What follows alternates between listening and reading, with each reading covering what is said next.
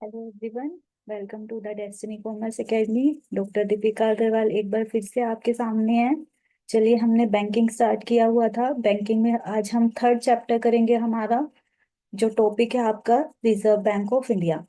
देखिए, इसके अंदर ये क्या कहता है, जो आपका इंडिया इंडिया है वो एक फास्टेस्ट ग्रोइंग इकोनॉमीज है वर्ल्ड के अंदर, जिसकी पॉपुलेशन क्या है, over 1.2 billion, has become the hub for global investment. Global investment के लिए आपकी कंट्री इंडिया जो है एक हब बन चुका है। अब इस कंट्री को कंट्रोल कौन करता है? तो इस कंट्री को जो कंट्रोल करता है वो आपका कौन सा बैंक है? रिजर्व बैंक ऑफ इंडिया, जिसको आप आरबीआई भी कहते हैं। तो आरबीआई क्या है? आपकी इकोनॉमी के लिए, इंडियन इकोनॉमी के लिए बैकबोन है। एक बैकबोन है आरबीआई आपकी इंडियन इकोनॉमीज का। क्यों? क्योंकि ये कंट्रोल करता है किसको? एक्सपोर्ट्स को, फॉरेक्स को, कैपिटल मार्केट को। इसके अलावा जितने भी सेक्टर्स है इकोनॉमी के, उन सारे सेक्टर को कंट्रोल कौन करता है? आपका आरबीआई। अपेक्स बैंक है इंडिया के अंदर, इंडियन बैंकिंग सिस्टम के अंदर जो आपका अपेक्स बैंक है, that is RBI, reserve bank of India. आपकी कंट्री का सेंट्रल बैंक बोला जाता है इसको central bank of India. India का सेंट्रल बैंक कौन है? आरबीआई। अब बात आती है कि जो आपका ये बैंक है आरबीआई, ये कब एस्टेब्लिश्ड हुआ था? आपका central bank reserve bank of India established हुआ था 1 अप्रैल 1935 में, अंडर द रिकमेंडेशन ऑफ, और इसको बनाने की रिकमेंडेशन किसने दी थी? हिल्टन यंग कमीशन ने। तो हिल्टन यंग कमीशन की रिकमेंडेशन पे एस्टेब्लिशमेंट हुई थी आरबीआई की 1935 के अंदर। और इसको नेशनलाइज्ड कब किया गया था? 1949 के अंदर। ये दोनों ईयर आप याद रखिएगा कि आपका आरबीआई बना कब था? 1935 में। और इसको नेशनलाइज्ड कब किया गया था? 1949 में। एट प्रेजेंट जो आपका आरबीआई है, that is wholly owned govern by government of India. इसका पूरा का पूरा जो पूरा का पूरा जो शेयर है, और इसको कंट्रोल कौन करता है? आपकी इंडियन गवर्नमेंट। देखिए, जो आरबीआई है उसके 4 लोकल बोर्ड है। आप इन्हें 4 जोनल ऑफिसेज भी बोल सकते हैं। लोकल बोर्ड कहाँ कहाँ पर है? आपके चेन्नई में है, दिल्ली में, कोलकाता में और मुंबई में। ये चारों नाम आप अच्छे से याद कीजिएगा, ये आपके इम्पोर्टेंट है कि जोनल ऑफिसेज आरबीआई के कहाँ पर है? चेन्नई में, दिल्ली में, कोलकाता में और मुंबई में। जोनल ऑफिसेज को आप लोकल बोर्ड भी बोल सकते हैं। और जो आरबीआई है, आरबीआई का हेड ऑफिस, हेड क्वार्टर कहाँ पर है? मुंबई में। कहाँ लोकेटेड है हेड ऑफिस? मुंबई के अंदर। उसके बाद आता है आपका organisation and management of RBI. देखिए, आरबीआई ऊपर हमने पढ़ा, हमने स्टडी किया कि आरबीआई को कौन कंट्रोल करता है? Wholly owned by government of India. आपकी जो सेंट्रल गवर्नमेंट है, सेंट्रल बोर्ड ऑफ डायरेक्टर है, वो इसको क्या करता है? मैनेज करता है। RBI is manage by central board of directors. Presently इसके अंदर कितने मेंबर्स है? Total 21 members. जो टोटल मेंबर्स है आरबीआई के, वो आपके कितने हैं? 21 मेंबर्स। जिसके अंदर कौन कौन इंक्लूडेड होते हैं आपके? देखिए, गवर्नर होता है एक, जिसका टाइम पीरियड वर्किंग का कितना होता है? 5 इयर्स। हर 5 इयर्स के बाद आरबीआई का जो गवर्नर है वो चेंज होता रहता है। 4 डिप्टी गवर्नर्स होते हैं। डिप्टी गवर्नर्स का भी टाइम पीरियड कितना होता है? 5 इयर्स का। 5 इयर्स के बाद आपके डिप्टी गवर्नर्स भी चेंज होते रहते हैं। 4 डिप्टी गवर्नर्स। उसके बाद आते हैं 4 डायरेक्टर्स। इन डायरेक्टर्स को कौन नॉमिनेट करता है? आपके लोकल बोर्ड नॉमिनेट करते हैं, जो हमने ऊपर पढ़े। और ये रिप्रेजेंट भी किसको करते हैं? लोकल बोर्ड को ही रिप्रेजेंट करते हैं। लोकल बोर्ड आपके चेन्नई, कैलकाटा, मुंबई एंड दिल्ली। तो ये चारों लोकल बोर्ड है, इनके थ्रू ही 4 जो डायरेक्टर्स है वो नॉमिनेटेड किए जाते हैं। और वो चारों डायरेक्टर्स किनको रिप्रेजेंट करते हैं? लोकल बोर्ड्स को। उसके बाद आते हैं आपके 10 डायरेक्टर्स। जो आपके 10 डायरेक्टर्स हैं उनको कौन अपॉइंट करता है? गवर्नमेंट ऑफ इंडिया अपॉइंट करता है। इसके अंदर ये क्या कहता है? देखिए, जो आपके 10 डायरेक्टर है जिसको गवर्नमेंट ने अपॉइंट किया है, तो ये 10 डायरेक्टर रिकमेंडेशंस देते हैं। किसके रिलेटेड रिकमेंडेशंस देते हैं ये 10 directors? Related to various sectors of economic structure. आपके इकोनॉमिक स्ट्रक्चर के जितने भी सेक्टर्स हैं, उन सब सेक्टर्स में कैसे काम करना है, उनसे रिलेटेड जितनी भी सर्विसेज है, वो सब उसको कौन रिकमेंड करता है? ये 10 डायरेक्टर। और जिनको कौन नॉमिनेट करता है? Government of India. उसके बाद आते हैं 2 गवर्नमेंट ऑफिसर्स। इन दोनों गवर्नमेंट ऑफिसर्स को भी कौन नॉमिनेट करता है? आपकी government of India.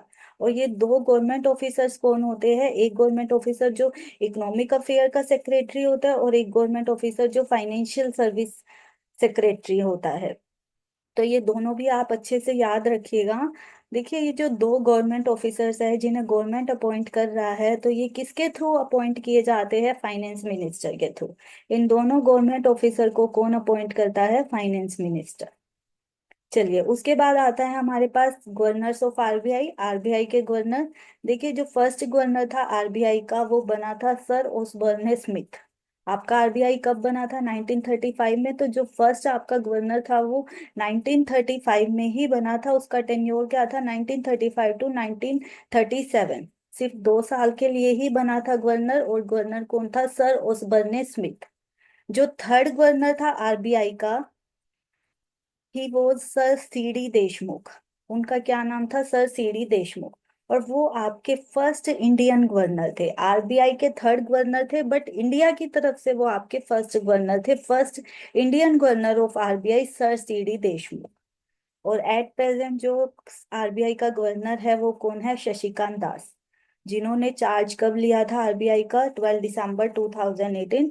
From 12 December 2018 till March 2014, या टिल अभी चल रहा है हमारा अक्टूबर 2024, आज तक जो काम कर रहे हैं वो कौन है? शशिकांत दास। ठीक है, आप ये अच्छे से याद रखिएगा कि जब से आपका आरबीआई बना है 1935 से, तब से लेकर आज तक टोटल कितने गवर्नर बन चुके हैं आरबीआई के? 25 governors who have worked as the governor of RBI, 25। ये तीनों नाम आप अच्छे से याद रखिएगा। फर्स्ट गवर्नर आपका आरबीआई का सर ओसबर्ने स्मिथ। जो फर्स्ट इंडियन गवर्नर था, सर सीडी देशमुख। और एट प्रेजेंट जो आपका गवर्नर है, शशिकांत दास।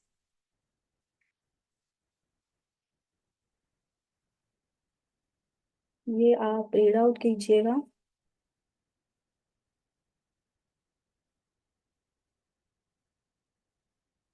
उसके बाद देखिए, हमें गिवन है functions of reserve bank of India in Indian banking system. देखिए, आपकी कंट्री का अपेक्स बैंक है, सेंट्रल बैंक ऑफ इंडिया है आपका आरबीआई। तो आरबीआई इंडिया के लिए इंडियन बैंकिंग सिस्टम के थ्रू क्या क्या फंक्शंस परफॉर्म करता है?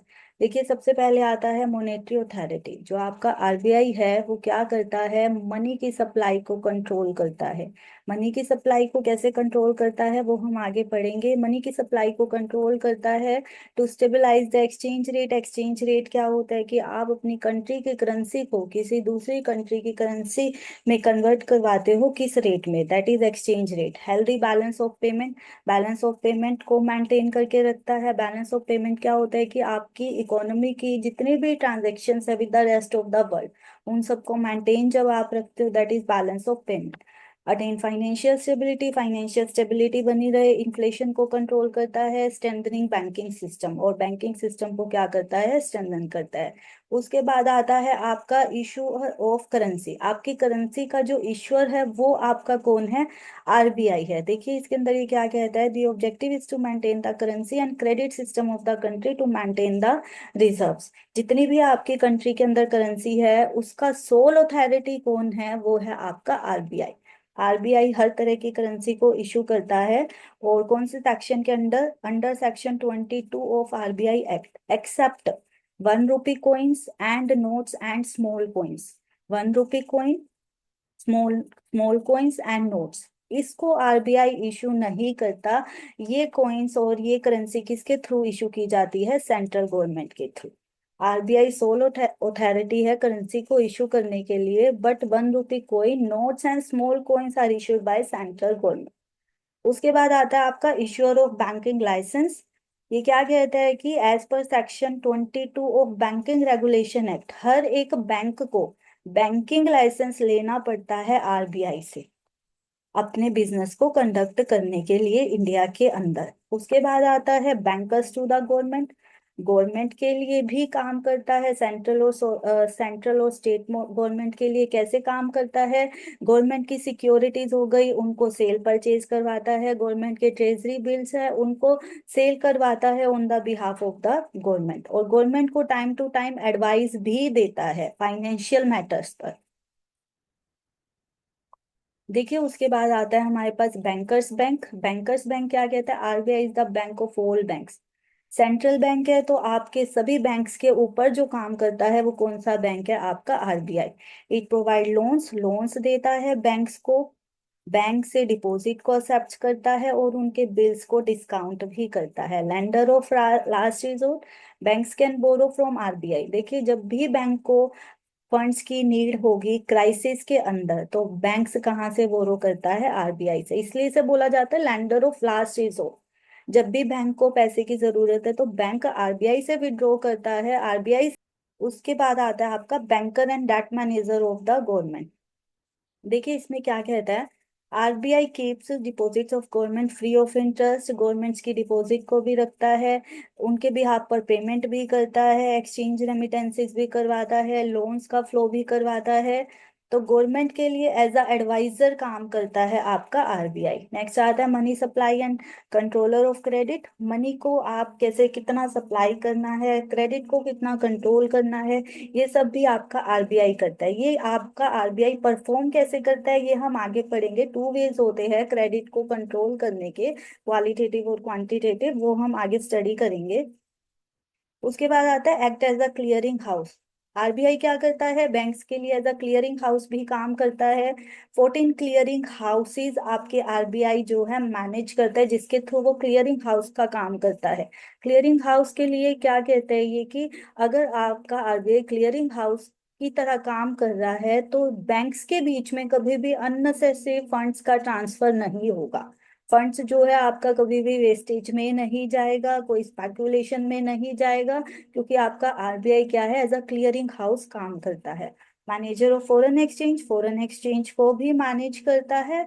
आरबीआई क्या करता है? फॉरेन करेंसी को बाय और सेल करता है ताकि फॉरेन एक्सचेंज रेट जो है वो मेंटेन रहे।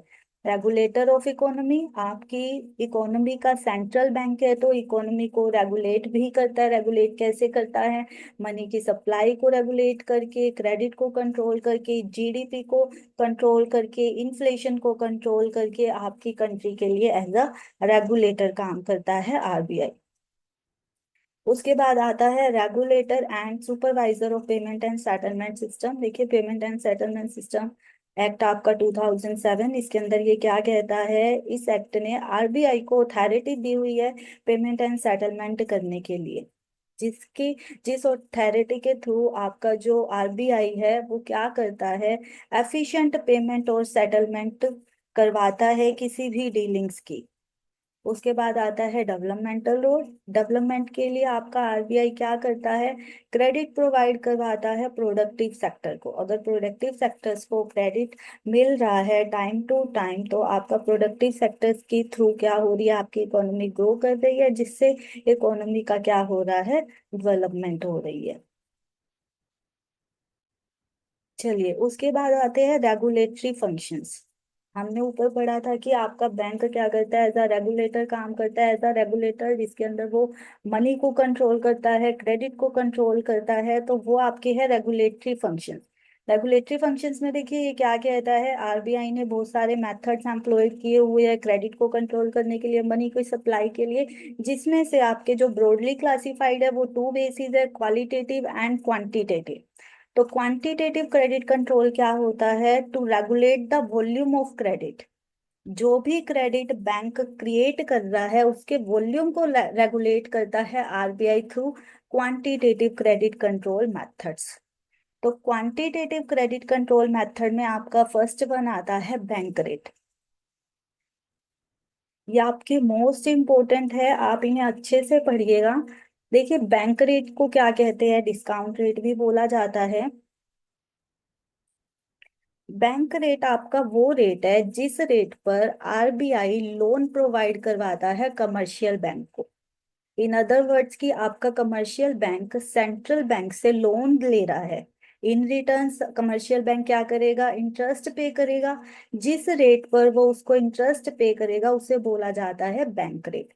इट मीन्स जब सेंट्रल बैंक कमर्शियल बैंक को लोन प्रोवाइड करवा रहा है तो जो उससे वो चार्ज कर रहा है इंटरेस्ट को, जिस रेट पे चार्ज कर रहा है उस रेट को बोला जाता है बैंक रेट। देखिए rate payable by commercial bank, commercial bank पे कर रहा है ऑन द लोन्स फ्रॉम और रीडिस्काउंट्स ऑफ द सेंट्रल बैंक। जो लोन उसने सेंट्रल बैंक से लिया है, उस लोन पर जब कमर्शियल बैंक इंटरेस्ट पे करता है जिस रेट के थ्रू, उस रेट को बोला जाता है बैंक रेट। आपका बैंक रेट जो है वो मार्केट रेट ऑफ इंटरेस्ट को भी अफेक्ट करता है। कैसे इफेक्ट करता है? सपोज कि सेंट्रल बैंक अपने बैंक रेट को इंक्रीज कर देता है, बैंक रेट को इंक्रीज कर दिया, इट मीन्स कमर्शियल बैंक को अब जो लोन मिल रहा है वो हायर रेट ऑफ इंटरेस्ट को पे करने से मिल रहा है। तो कमर्शियल बैंक क्या करेंगे? अपने रेट को इंक्रीज कर देंगे। कमर्शियल बैंक ने अगर अपने interest of rate of interest को इंक्रीज किया तो इट मीन्स जब नॉर्मल पर्सन कमर्शियल बैंक के पास जाएंगे लोन लेने के लिए तो वो उन्हें हाई रेट ऑफ इंटरेस्ट पे मिलेगा। हाई रेट ऑफ इंटरेस्ट पे अगर उन्हें लोन मिल रहा है तो वो लोन की कम डिमांड करेंगे। कम डिमांड करेंगे तो इट मीन्स मार्केट के अंदर जो क्रेडिट का फ्लो है वो कम हो जाएगा। तो वो किसके थ्रू हुआ? बैंक रेट के थ्रू। बैंक रेट किसने बैंक रेट कौन से बैंक का रेट है? सेंट्रल बैंक का रेट है। इट मींस जब जब सेंट्रल बैंक अपना बैंक रेट इंक्रीज करता है तो क्रेडिट का फ्लो मार्केट के अंदर कम हो जाता है।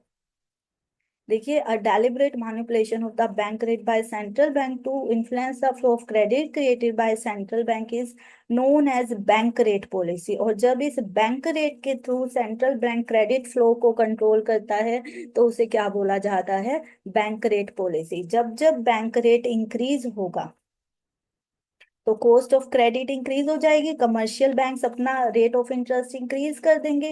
रेट ऑफ इंटरेस्ट इंक्रीज होगा तो जो नॉर्मल पर्सन है वो क्रेडिट की डिमांड को क्या करेंगे? कम करेंगे।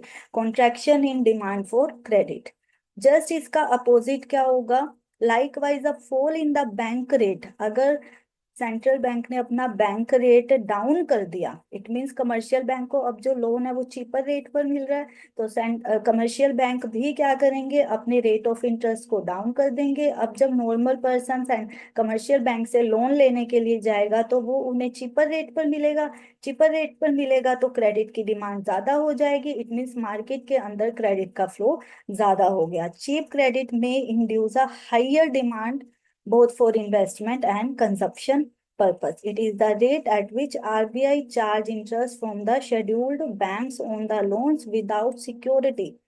कोई सिक्योरिटी नहीं लेता है कमर्शियल बैंक से, इसलिए इसको रीडिस्काउंट रेट भी बोला जाता है। तो देखिए, जब जब इन्फ्लेशन इंक्रीज होगा, मार्केट के अंदर क्रेडिट का फ्लो ज्यादा होगा, महंगाई बढ़ेगी, तो बैंक रेट क्या होगा? इंक्रीज होगा। आरबीआई अपना बैंक रेट क्या कर देगा? इंक्रीज कर देगा, जिससे कमर्शियल बैंक भी अपने रेट को इंक्रीज कर देंगे। कमर्शियल बैंक अपने रेट को इंक्रीज करेंगे तो मार्केट के अंदर क्रेडिट जो है वो हाई रेट ऑफ इंटरेस्ट पे मिलेगा, जिससे क्रेडिट की डिमांड जो है डाउन चली जाएगी, and vice versa. Current bank rate आपका चल रहा है 6.75%। तो जब जब इन्फ्लेशन हाई होगा बैंक रेट हाई होगा, इन्फ्लेशन डाउन होगा तो बैंक रेट भी डाउन होगा। ये परसेंटेज आप लोग अच्छे से याद रखिएगा। करंट बैंक रेट आपका कितना चल रहा है? 6.75%। चलिए, उसके बाद आता है ओपन मार्केट ऑपरेशंस। देखिए, ओपन मार्केट के अंदर काम कर रहा है आपका central bank to control the credit. Open market operations क्या होते हैं आपके? Sale and purchase of securities by the central bank. Central bank क्या कर रहा है? सिक्योरिटीज को सेल और परचेज कर रहा है। किसकी सिक्योरिटी? कमर्शियल बैंक्स की। देखिए, सपोज आपके सेंट्रल बैंक ने सिक्योरिटी को सेल किया, purchase of securities by the commercial banks. Central bank ने सिक्योरिटीज को क्या किया? सेल किया।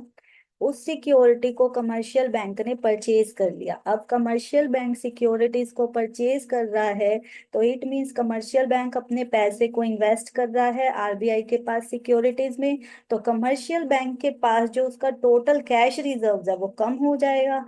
टोटल कैश रिजर्व्स अगर कम हो गया तो मार्केट में जो उसकी क्रेडिट क्रिएशन पावर है, लोन देने की जो पावर है, वो भी क्या हो जाएगी? कम हो जाएगी।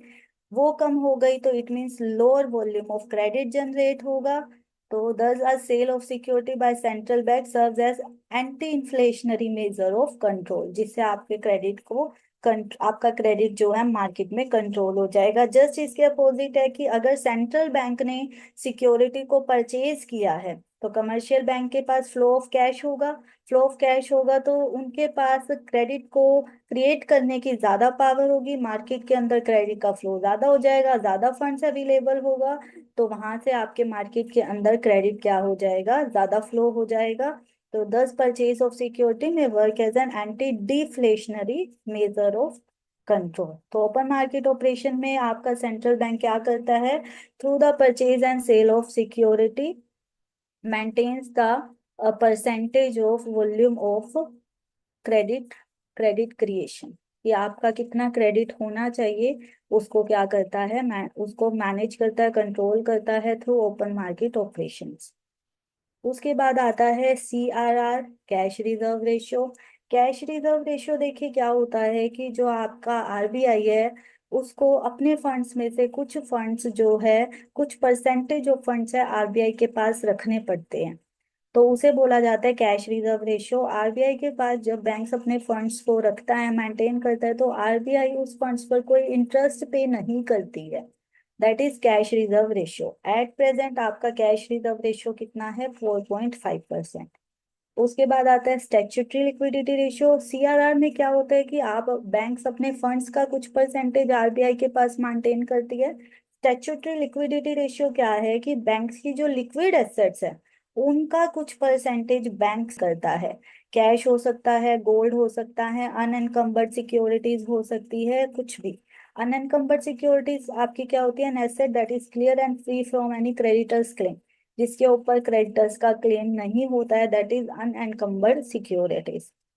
तो ये रेशियो आप सारे अच्छे से याद कीजिएगा। करंट जो आपका SLR है वो है 18%, और जो आपका करंट CRR है दैट इज 4.5%, और जो आपका करंट बैंक रेट है दैट इज 6.75%। तो चलिए आज के लिए इतना ही, आप इसको स्टडी कीजिएगा। अगर आपको कोई भी डाउट हो तो आप कमेंट सेक्शन में कमेंट करके पूछ सकते हैं। इसको आप अच्छे से पढ़िएगा, और जिन्होंने भी चैनल को सब्सक्राइब नहीं किया है जल्दी से चैनल को सब्सक्राइब कर दीजिए, वीडियोस को लाइक कर दीजिए। This is doctor Deepika Agarwal, thank you very much.